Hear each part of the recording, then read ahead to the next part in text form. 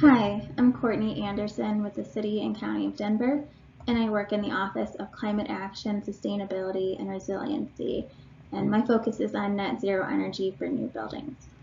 Thank you for listening to the public briefings for the 2022 Denver Building and Fire Code and the Denver Green Code adoption process. We will be reviewing proposals for the Code Committee hearings for IECC and Denver Green Code. And this is also in collaboration with Community Planning and Development. These public briefings are to keep public updated on Code Committee progress. They're intended to be less technical explanations for upcoming code proposals and previews for what's scheduled to be heard in the upcoming hearings and recaps of what happened in the past hearings. All comments and questions should be brought to committee hearings. So you please go to the 2022 Denver Building and Fire Code and Denver Green Code adoption process website, where we have a list of proposed amendments, schedules, agendas, and ways to sign up to attend a hearing. To hear the full discussion and really ask any questions, please attend these Code Committee hearings. There will be 9 public briefings to coincide with the IECC and Denver Green Code Energy Chapter hearings, and these will happen 8 days before the hearings. So on this calendar for February, you can see it happens 8 days before the IECC and a day before the Denver Green Code hearings. And here's a schedule below of these intended public briefing dates. When we talk about the code committees, we're talking about the code committees for the Denver Building and Fire Code and the Denver Green Code. The Denver Building and Fire Code have building codes like the International Building Code, the International Fire Code, the International Energy Conservation Code. And the Denver Green Code is a code that allows the community to test provisions. It's updated every 3 years, and the provisions are reevaluated to see what can be moved to mandatory code. We add more progressive provisions every code cycle to reflect the community's vision for Denver. This code cycle will introduce a limited use mandatory for the Denver Green Code. This will be a limited use for the Denver Green Code on all commercial, including multifamily residential projects. And the goal is to elevate all new building project performance in Denver. Project teams will choose a very small number of provisions from each chapter for each project. And readership will provide a preview of priorities expected to be mandatory soon. The development community can prepare to succeed, and it will accelerate familiarity with the code sections in the Denver Green Code. There will still be the optional full use of the Denver Green Code, which encourages exemplary leadership and shows what's attainable today. This is the Denver Code adoption process. So last summer we started with working groups where we met with community members, subject matter experts, and stakeholders to hear what ideas and concepts they wanted for the City and County of Denver. We then developed those ideas and concepts into city proposed amendments. We also requested public proposals, so anyone from the public was able to submit a proposal to be heard in the committee meetings. Through the end of January to the middle of May, there will be technical advisory committee meetings that will be ongoing to hear and make recommendations to approve or disapprove proposals. Those will be published and be sent to City Council for recommendations of proposals, and there'll be a briefing and a vote. And if that's approved by City Council, then that will create the 2022 Denver Building and Fire Code. For the Code Committee structure, the committee hearings will be with Community Planning and Development. There will be 6 committee hearing series.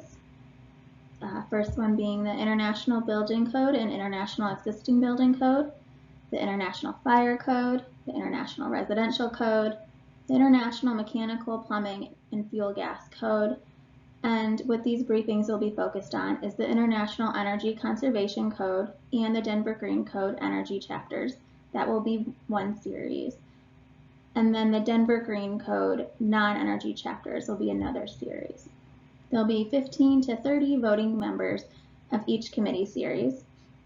Noresco is Denver's code consultant, and they will be facilitating these meetings. They are open to public to listen or to be a proponent or opponent. They will also be following Robert's Rules of Order, where a proponent speaks. Then there'll be speakers in support of the proposal and then speakers in opposition. Then the committee has a chance to ask questions, where there will be a rebuttal in support and then a rebuttal in opposition. And if necessary, there'll be floor modifications and then eventually getting called to a vote. And the committees will be voting to recommend approvals of proposals. And the agendas for the committee hearings will be posted 5 days ahead of the hearing, and the minutes will be posted 5 days after the hearing. There will be 2 committee hearing series with the Office of Community Planning Development and the Office of Climate Action, Sustainability, and Resiliency in collaboration. The first one, which I've mentioned before, is the combination of the International Energy Conservation Code, or the IECC, and the Denver Green Code Energy chapters. There'll be 9 hearings for this series, and you can see the dates below. The other series will be the Denver Green Code non-energy chapters, and there will be 6 of these hearings with these dates listed below. My name is Christy Collins. I'm with Community Planning and Development, and I'll be talking a little bit, just briefly, about the goals of the work that we're doing related to amendments to the IECC and to the Denver Green Code. It's important to say that these 5 goals that I'll be highlighting are not a comprehensive list of all of the goals related to this work, but they are just some highlights that we wanted to bring forward today. So, first goal, Comprehensive Plan 2040.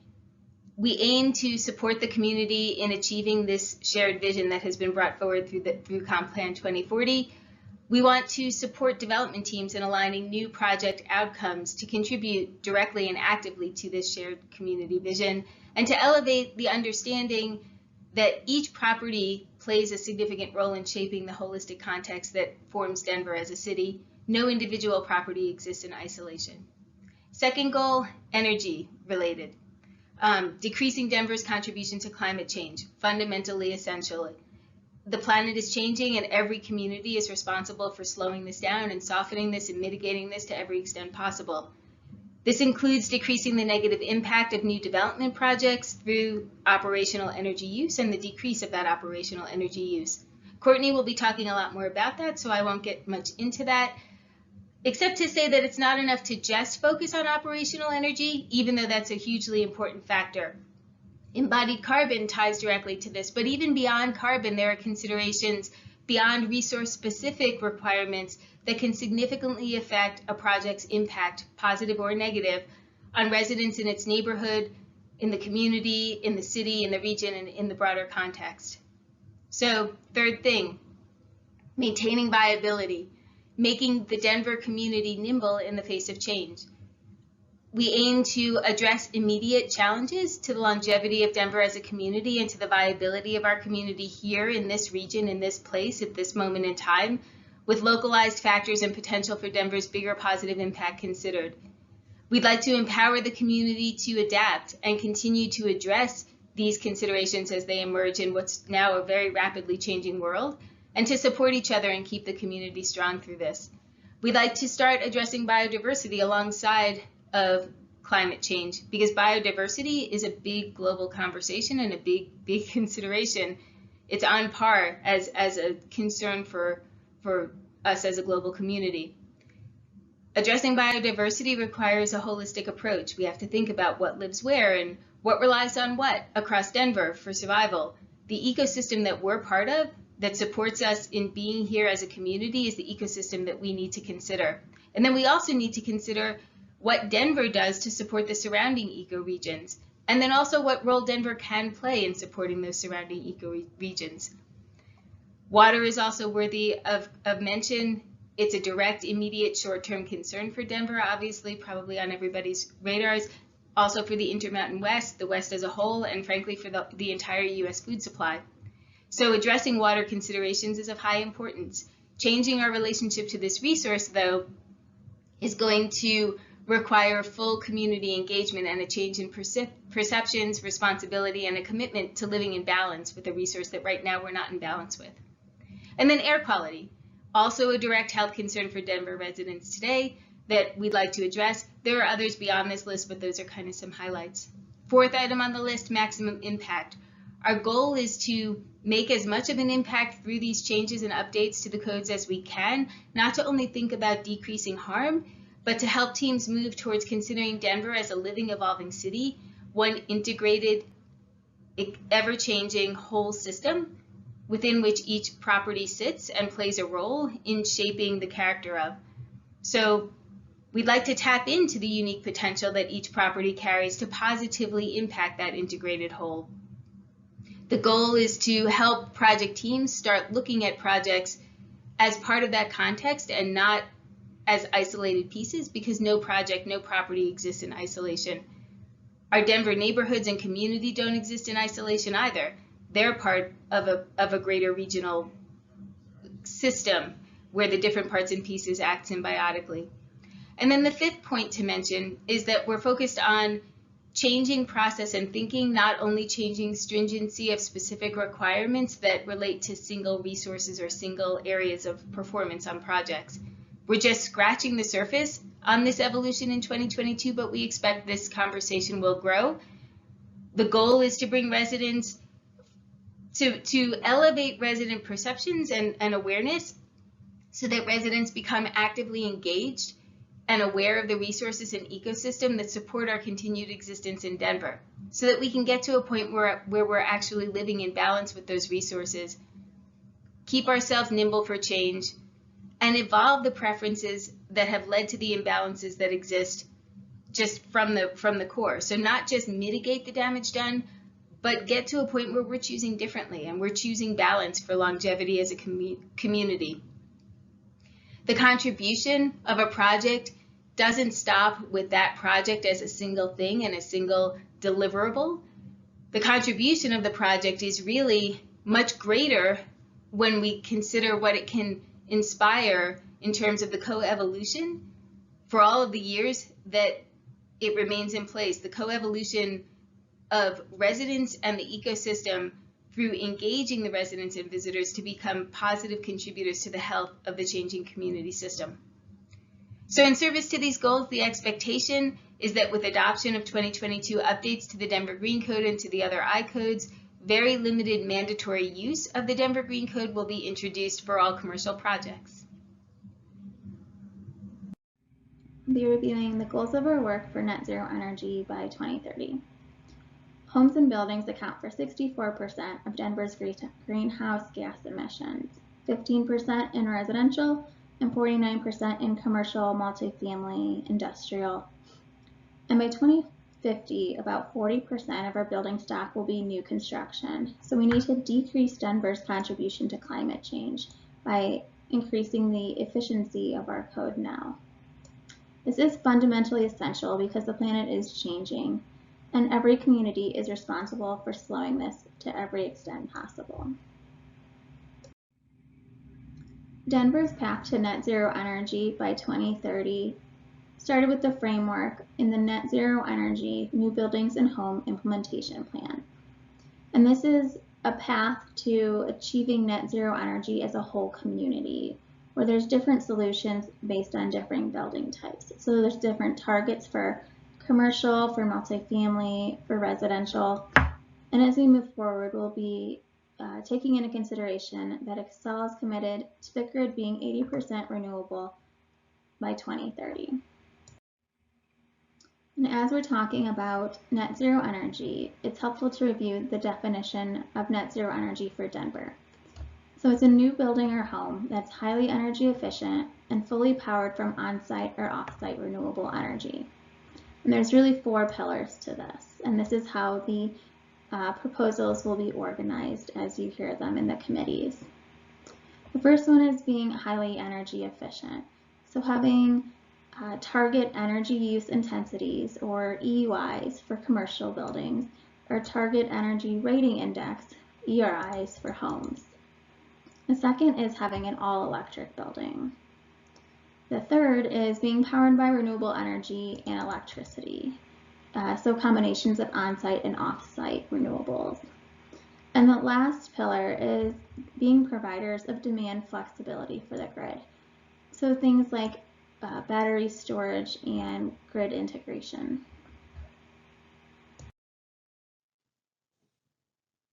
Hi, I'm Katrina Manigan, Director of Buildings and Homes for Denver's Office of Climate Action, Sustainability, and Resiliency.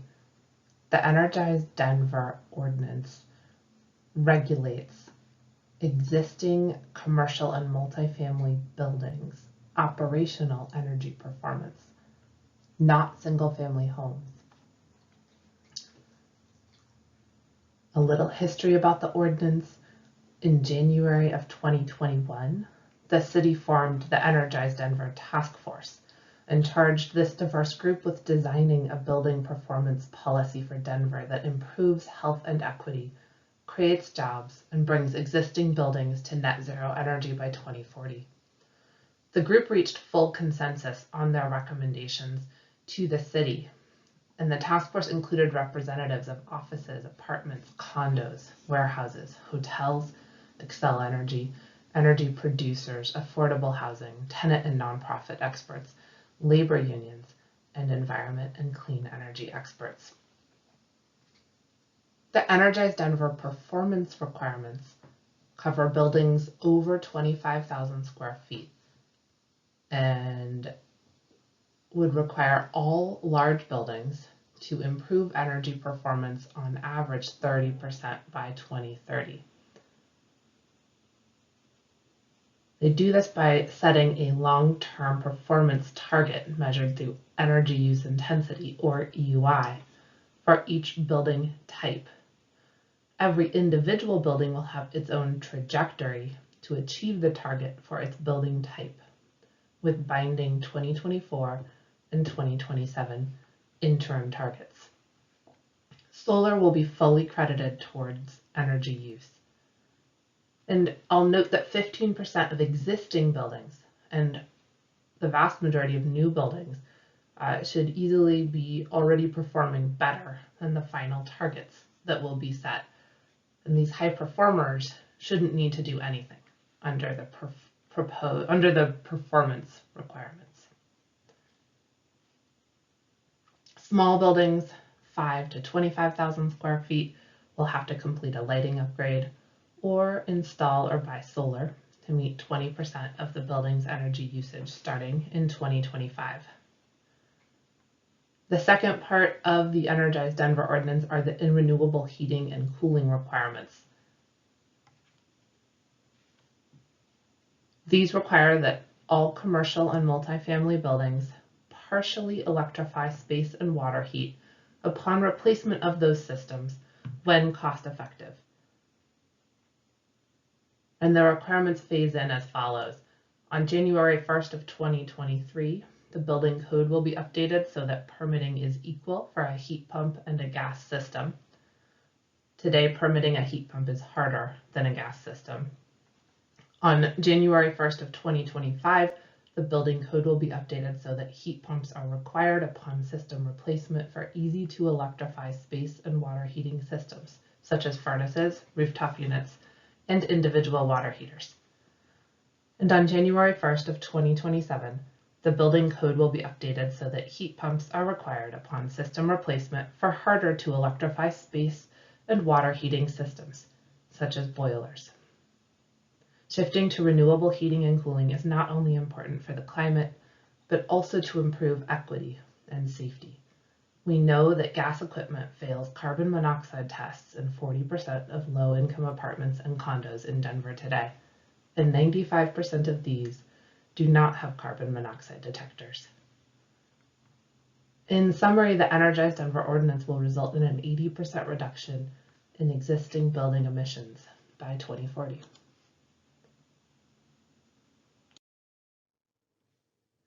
Keep in mind, as we're reviewing code proposals, that new buildings, of course, become existing buildings and will have to comply with the Energize Denver energy performance requirements and renewable heating and cooling requirements in the future. So here on this graph, you can see the timeline showing how code adoption overlaps and lines up with the Energize Denver requirements.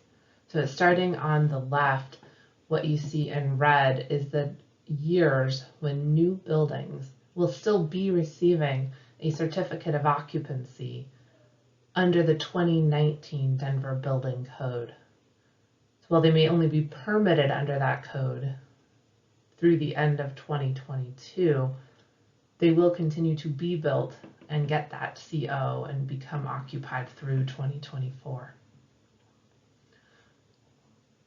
Then in orange, you can see the new buildings, the timeline when new buildings will receive a certificate of occupancy under the 2022 Denver Building Code that we're developing now. And that, of course, runs through 2027. Here you can see how in green, how the Energize Denver requirements fit in this timeline. So starting in 2024, new buildings that have had a certificate of occupancy for a full calendar year will start being required to meet EUI targets for that building type under the Energize Denver existing building performance requirements. And starting in 2025, existing buildings that replace their water heating or space heating systems will be required to partially electrify those systems upon replacement when it's cost effective. So you can see here that existing buildings will be required to start electrifying some systems when they're replaced during the same period of time when new buildings will be being built under this 2022 code that is under development. Next, I'll be reviewing the upcoming proposals for the Code Committee hearings. We'll be looking at the IECC and Denver Green Code energy chapters, as well as the Denver Green Code non-energy chapters. And again, the committee is making recommendations for approval or disapproval for proposals. I'll be doing a high-level overview of these proposals. So for more detail and to hear the discussions from the subject matter experts and the community, please join the committee hearings.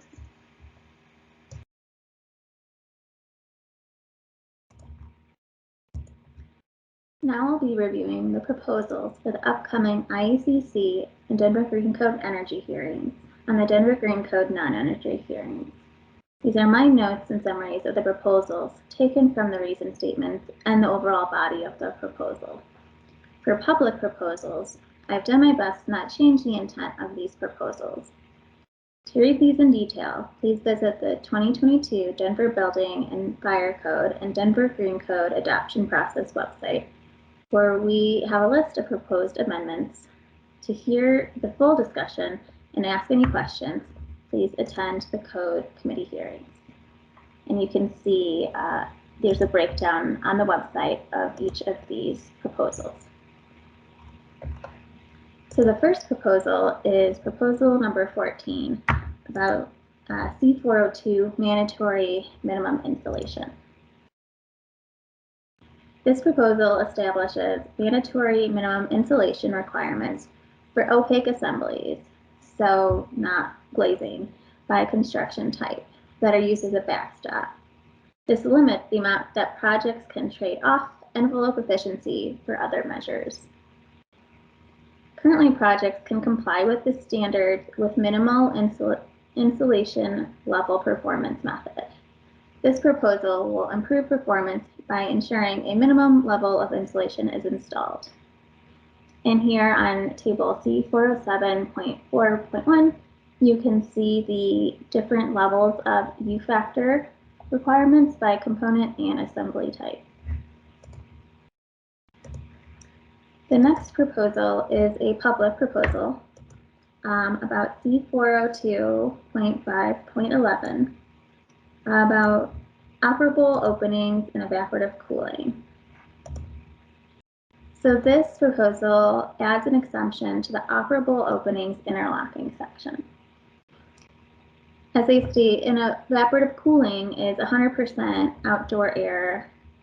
The space will be positively pressurized and will prevent the infiltration of unconditioned outdoor air when operable openings are open. This allows the space to continue to operate in normal cooling mode and maintains healthier indoor space conditions for all occupants. And you can see here, this exemption number 4 is what this proposal is adding. The next proposal is number 3 about section C403.2.3 for fault detection and diagnostics, or FDD. So this proposal aligns fault detection and diagnostics requirements with current equipment capabilities. So the ICC currently sets a minimum building area threshold of 100,000 square feet for the FDD requirement. But the feasibility of the proposed requirement does not depend on floor area, but on HVAC system size. So really this proposal is setting a minimum HVAC nominal capacity of 54,000 BTUs per hour. So we're not looking at the square footage, we're looking at the capacity of the HVAC. And this proposal is needed to provide facilities and maintenance staff tools to diagnose and troubleshoot issues and identify and prioritize repairs. And there are exceptions in here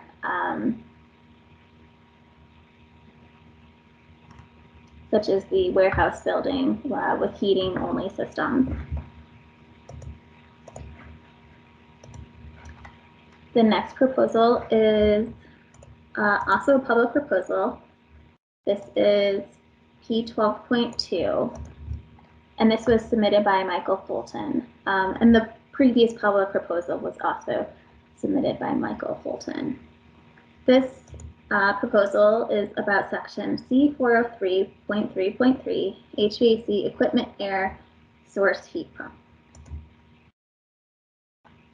So this proposal, it requires reversing valves on all air-cooled unitary air conditioning units to allow operations with 100% electric source of heating. They say that the only difference between a heat pump and a cooling is only a reversing valve and some piping. So this measure will result in a savings of 50 to 60% in CO2 emissions due to the increased efficiency of heat pump operation.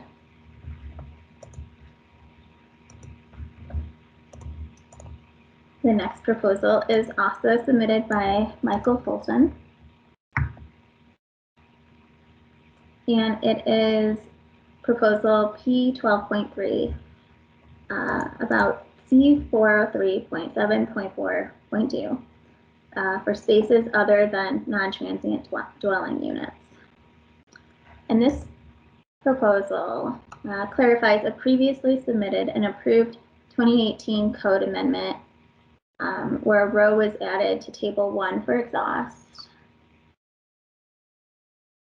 and table 2 was not changed from the 2018 code amendment. And you can see that here. Most heat recovery, 90%, is provided with heat wheels as they are the most economical form of heat recovery. This proposal increases the minimum heat recovery from 50% to 60% and does not have cost implications, taking steps towards net zero energy goals.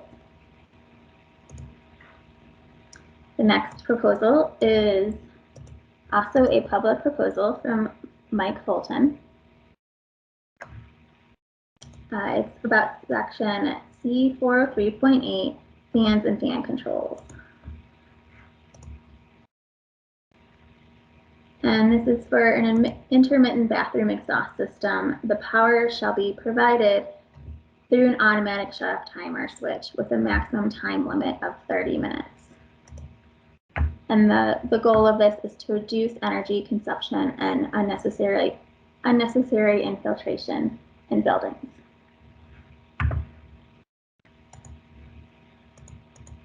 The next proposal is proposal number 5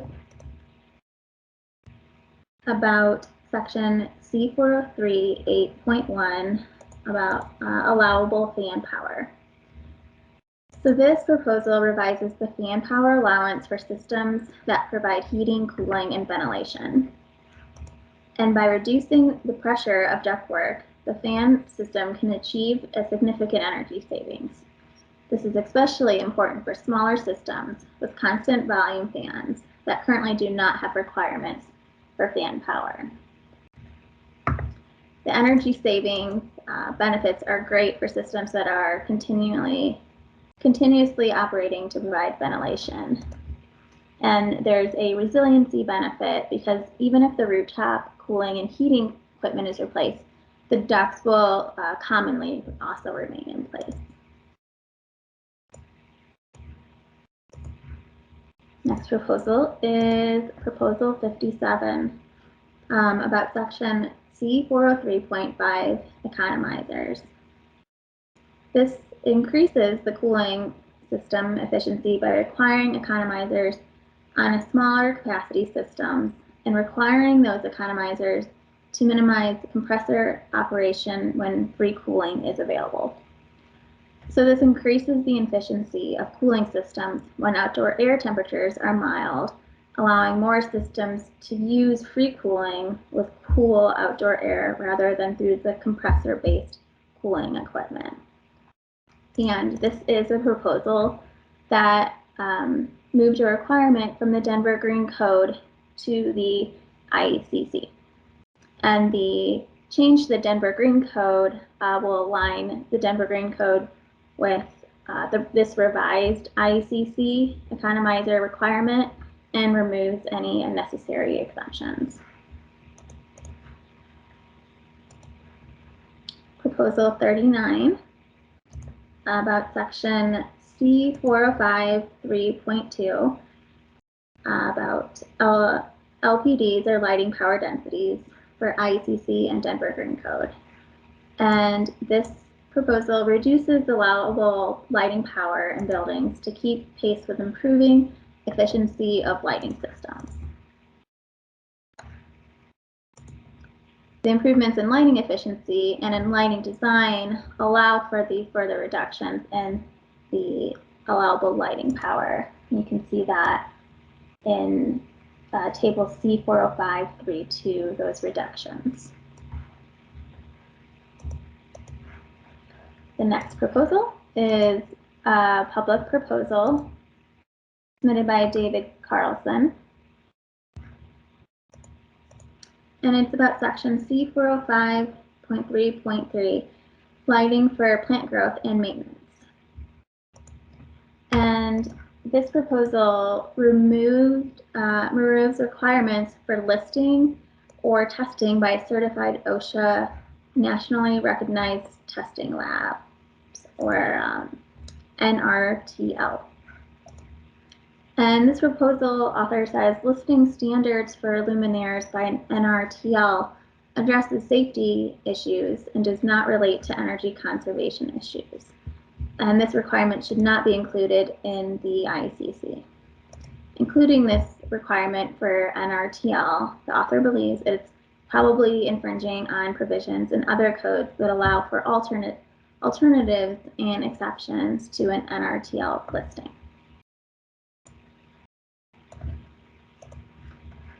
Next proposal is public proposal number P36. This is from Celeste at Group 14 Engineering. And this proposal is about section C405.12, energy monitoring. There's two parts to this proposal. The first one increases the square footage requirements for end-use metering requirements. You can see this up here. And the beginning of this section has an exception for tenant spaces and R2 occupancies less than 5,000 square feet. This exemption in the third proposal states 25,000 square feet and is inconsistent with the first exception. And the second part of this proposal adds a web-based platform for a reporting mechanism to the graphical energy report requirements of this section. And the reason behind that is that they say that modern energy monitoring systems are web-based and easily accessible. These systems have robust information analysis and reporting with software that can be updated over time.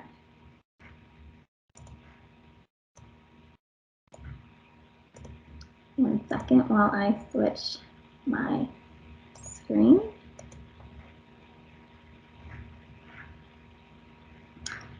This next proposal is number 74.2 about sections C405.13, congregate roof penetrations for solar.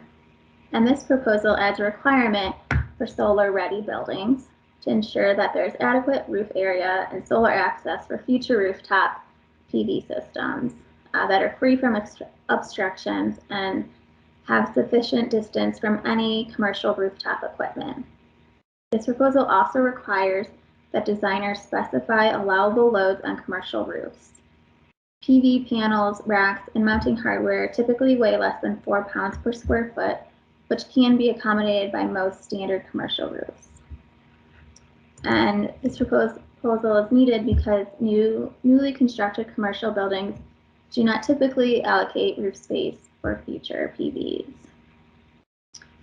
And just to note, this solar ready requirement does not require solar PV, but it provides capability for future renewables. And there is an exception that I'm trying to locate. There it is. Where there's an exception for certain heights, buildings with PV and buildings where it is 70% shaded.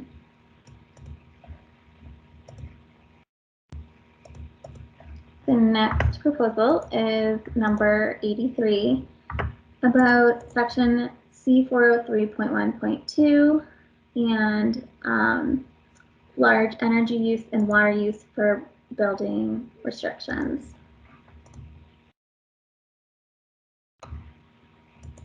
So this proposal will greatly reduce water consumption in newly constructed data centers because water use is a critical issue in Denver and throughout the Western United States. There's a requirement for data centers to report water usage effectiveness, or WUE, and will aid regulators in advancing rules to limit water use. And there are requirements in this proposal for, let me find it.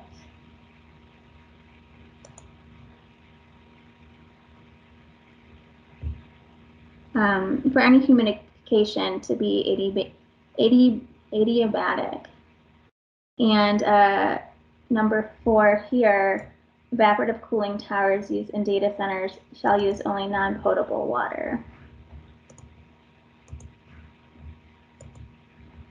Next proposal is number 41 about C403.4.1 and R403.1, heat pump supplemental heat restrictions. And this proposal limits operations of supplemental electric resistance heat to reduce energy during the winter months. This measure will also lower peak demand during the winter months.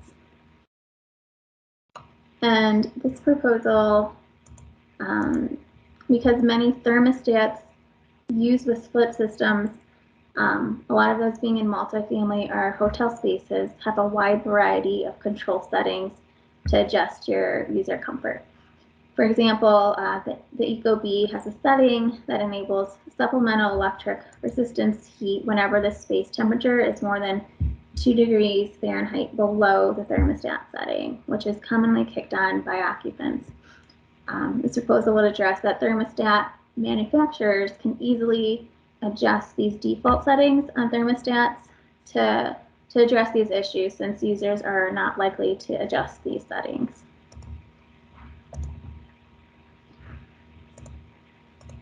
And the next proposal is public proposal by David Carlson, number P7. And it is, scroll down, for section CA 103.7, for this code section about electrical service reserve space.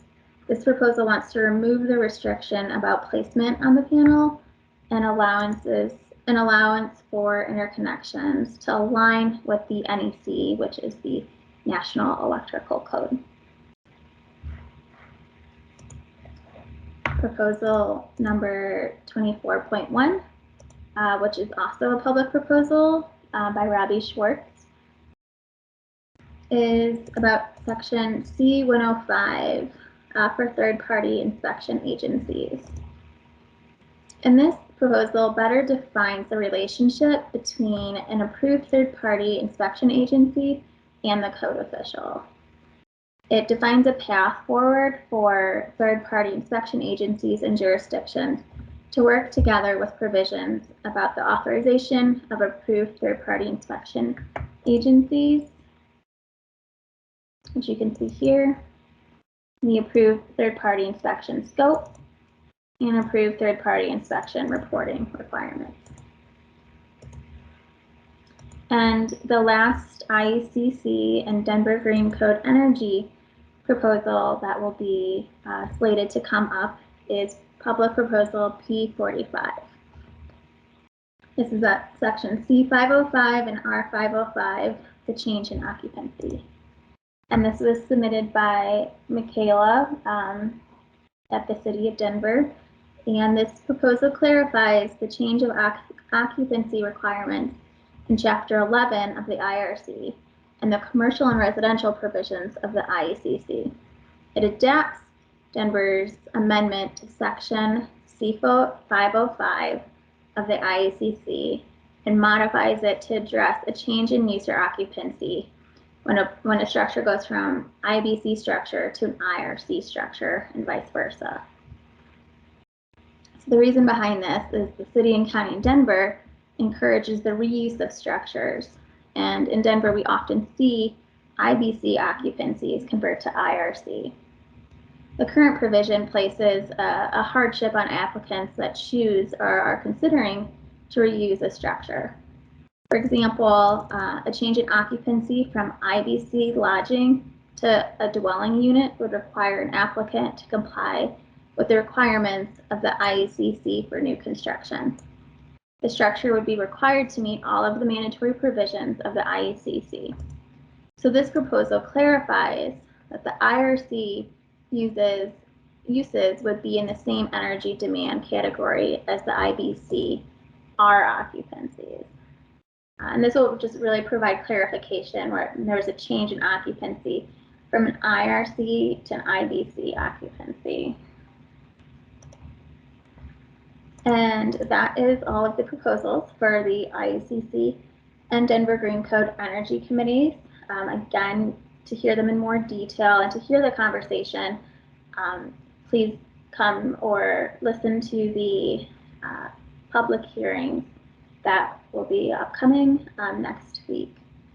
So thank you very much. And shortly, we will be jumping over to the Denver Green Code proposals for non-energy.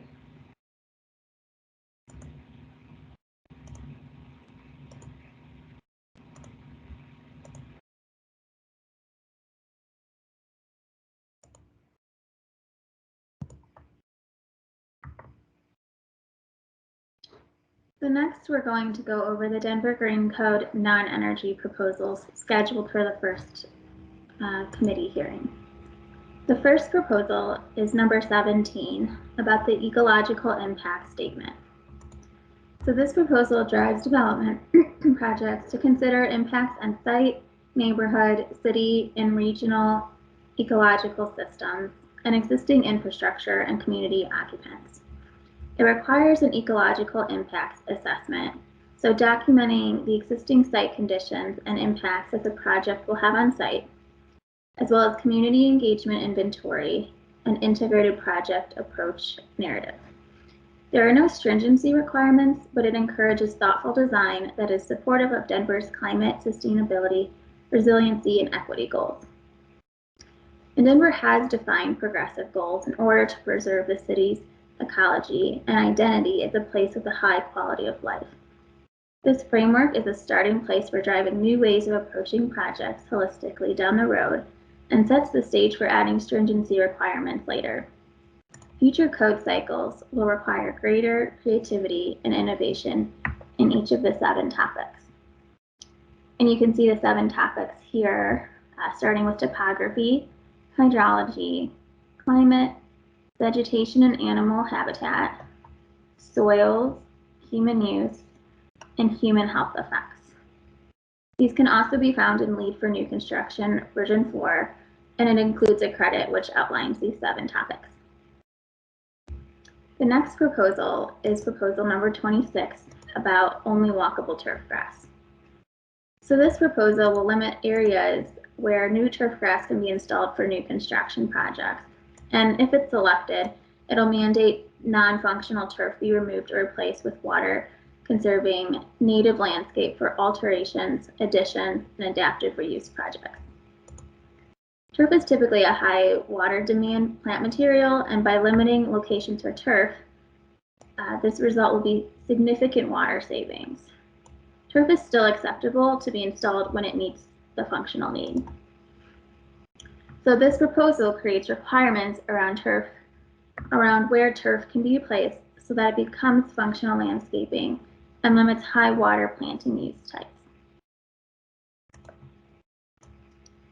The next proposal is proposal 28 about landscaping requirements. So this proposal is for new and large renovation projects for single families and duplexes and for commercial projects. It provides continuity within the character of Denver landscaping by providing a network for pollinators. It eliminates high water plants, and it provides tree canopy to reduce urban heat island effect. Requirements such as having minimum landscaping areas, which you can start to see here, minimum size and quantities for trees and shrubs, so these next two, planting diversity, and maintenance requirements.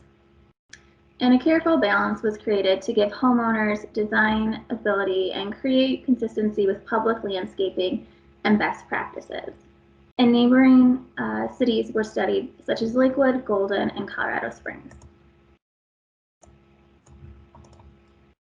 One moment, please. The next proposal is proposal 32 about tree preservation in primary and side street setbacks. So it's a requirement with additional tree preservation in property setback areas. And this is to retain more existing trees and private property to help urban tree canopy and support species and reduce carbon. It extends the current preservation requirements on private property to apply to all project types. So new construction, additions, alterations, remodels, and change of occupancy. This maintains the number of established trees in Denver. The current regulation is only applies to the construction of new single-family duplexes and multifamily dwelling units located in residential zones. And the last proposal that is slated to be discussed at the first hearing is a proposal about rock mulch allowances. So this limits the amount of rock mulch used in landscaping areas, which can contribute to heat island effect by transferring heat to underlying soils. It can also damage soil and plants by increasing chemical fertilizer use. Also, rock mulch does not decompose to support healthy soil. So by minimizing rock mulching, organic mulch will be used more often, which is better for soil health. This proposal has an SRI value and a size limit. The SRI value will help specify lighter colored rocks and minimize urban heat island effect by the transfer to soils. And the size limits will mitigate spillover onto neighboring surfaces. So that was the last proposal for the Denver Green Code non-energy committees that's scheduled to be discussed at these committees. Depending on how the progress of the committees goes, some of these may roll over into the second hearings. So thank you very much.